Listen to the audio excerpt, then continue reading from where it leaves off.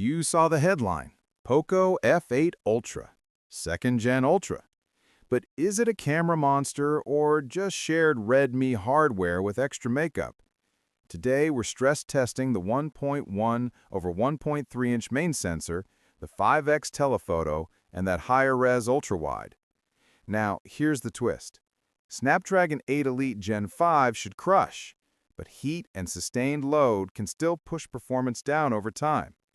And the panel peaks at 3500 nits on a 10% window, while larger areas sit closer to about 1077 nits, plus no LTPO. If you create content, you need the truth before you buy. Does this phone change the game for shooters, or is it marketing hype?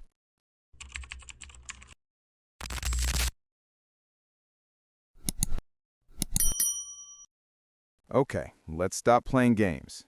We move straight into the thing that matters for creators. Camera system versus creator reality. Everyone is calling this a camera monster. The question is simple. Do the 1 over 1.3 inch OVX 9500 main and the 50MP 5X actually move you forward on paid shoots? Or are we trading on spec sheet bravado? We pulled it out where creators actually get judged. Backlit portraits, mixed lighting video, and long zooms that need to hold skin and texture. This phone wears Redmi K90 Pro Max DNA, and that matters.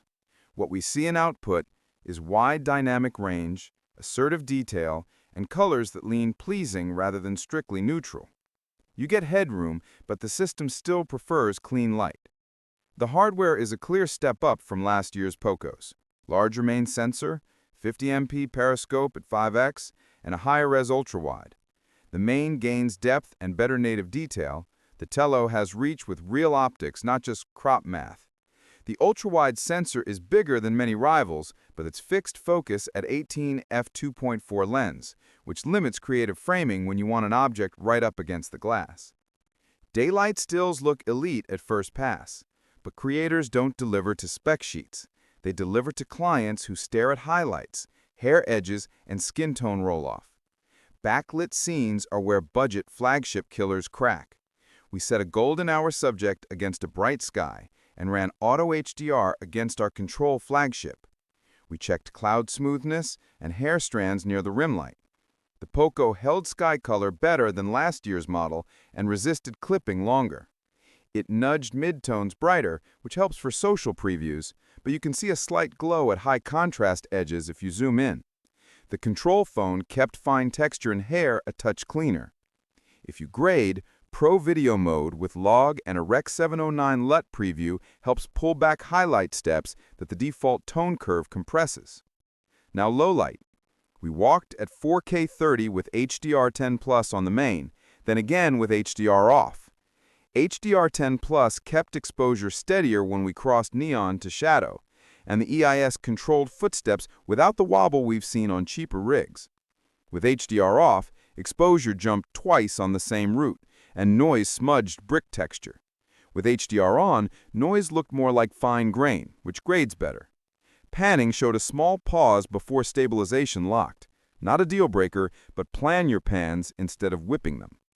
Telephoto reality check.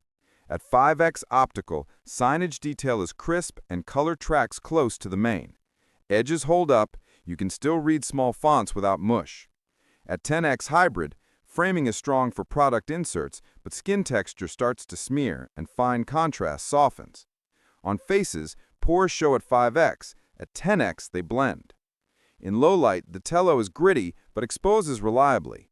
Bright point lights can flare the periscope path and drop local contrast. Close focus is around 30 centimeters, which is a downgrade from the previous model's 8.5 centimeters. You can still get decent close-ups, but not macro tight, and that matters for product B-roll. The ultrawide is the creative blocker. Fixed focus at 18 MP means no dramatic close-ups of gear and less exaggerated foreground. At arm's length, detail is fine in daylight for both photo and video, but in low light, the ultrawide turns soft and smooth shadows. For creators, that makes it risky for vlogging in dim interiors or event coverage. Colors match the main better than last year's phones, but white balance can drift cooler under tungsten.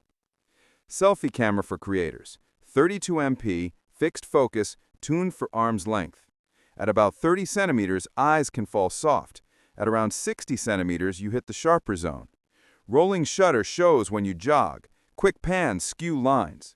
Dynamic range is strong, but skin tones lean a bit muted. For solo run and gun, with variable distance, the lack of AF forces you to stage your framing. Here's the takeaway if you shoot. The main and the 5X deliver flagship-grade daylight and usable 10X framing, and the main at 4K 30 HDR10+ stays stable in low light.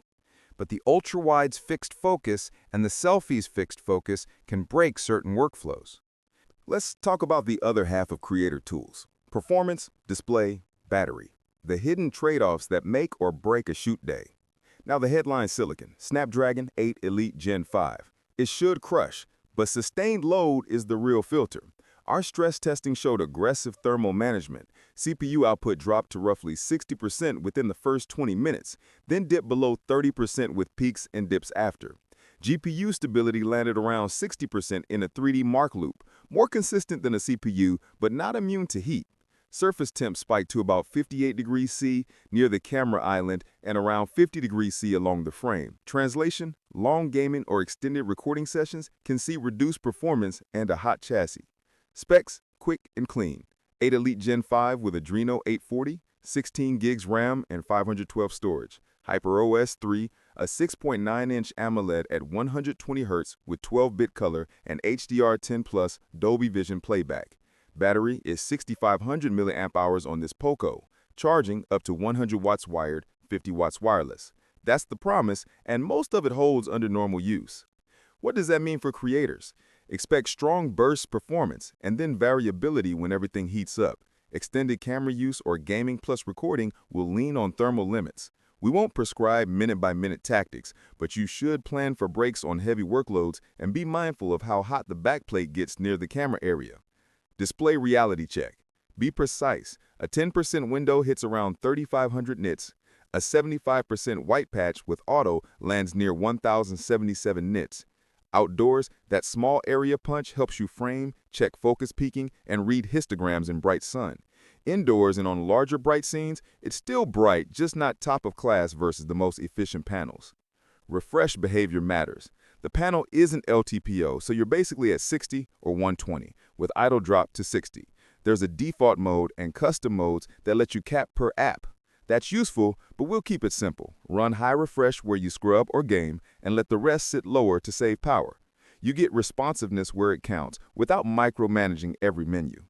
Audio surprise remains a win. The 2.1 setup, co-developed with Bose, delivers body and clarity. Our integrated loudness hit about -26.0 LUFS across a 7-track test. Very good for a phone. That makes rough-cut edits and dialogue checks viable in a cafe. Not reference, but legitimately helpful for mobile work. Battery and charging. The 6,500 mAh pack is stout. We clocked excellent active use longevity, so you can shoot, review, and navigate on one cycle. Note the market split. This Poco carries 6,500 mAh, while the Chinese Redmi K90 Pro Max variant lists 7,560 mAh. If you are eyeing imports for endurance, that spec difference matters. Charging speeds are predictable and fast on the right brick. With Xiaomi's Hypercharge unit, we saw about 78% in 30 minutes and a full charge in roughly 1 hour. A 67-watt USB PD adapter hit around 70% at the half hour and finished just over an hour. Wireless up to 50 watts works well on the in-house pad. Third-party pads can be slower. Reverse wired up to 22.5 watts is clutch for topping accessories. Net effect for creators: big battery, fast top-ups, and loudspeakers help you stay mobile. The display brings serious peak brightness but no LTPO, and the chipset is fast and bursts but shows real throttling under heat. If your workflow tolerates short sprints with smart pauses, you'll be fine. If you live in long continuous takes or marathon gaming plus recording, you'll feel the ceiling. Hold that in mind as we weigh the overall value against the camera gains. So here's the bottom line for creators. The main and 5X deliver flagship class photos, and the main holds usable low-light video. The cost is clear. Ultra-wide and selfie are fixed focus, so certain shots die on setup. That's the real compromise. Early bird pricing makes it compelling. roughly 550 pounds, 650 euros for the base model versus 750, 830 MSRP. Add 4 OS upgrades and 6 years of security patches, and the long-term value improves. If you need strong tele, a big battery, and loudspeakers at this price, this phone wins. If ultrawide AF and selfie AF matter to your workflow, skip it. Tell us your lens priorities below, and subscribe to NexLab Reviews for more deep dives.